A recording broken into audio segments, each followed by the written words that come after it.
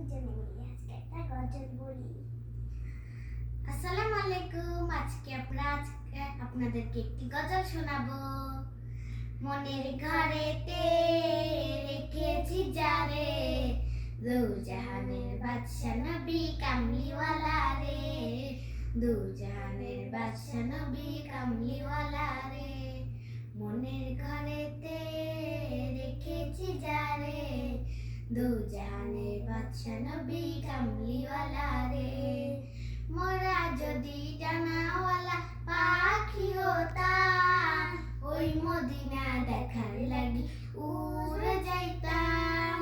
মোরা যদি ডানাওয়ালা পাখি হতাম, ওই মদিনা দেখার লাগি উড়ে যাইতাম।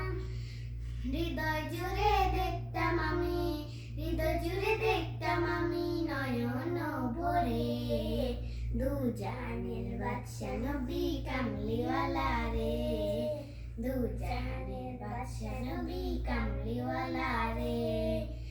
আদি পিতা আদম যখন মুসিবতে পড়ে, মোদের নবীর উসিলাতে আল্লাহ কবুল করে। আদি পিতা আদম যখন মুসিবতে পড়ে, মোদের নবীর উসিলাতে আল্লাহ কবুল করে। শাফায়াতে বিজনতা, শাফায়াতে বিজনতা দেখা দিও রে, দু জাহানের বাদশা নবী কামলিওয়ালা রে, দু জাহানের বাদশা নবী কামলিওয়ালা রে। আল্লাহ হাফেজ।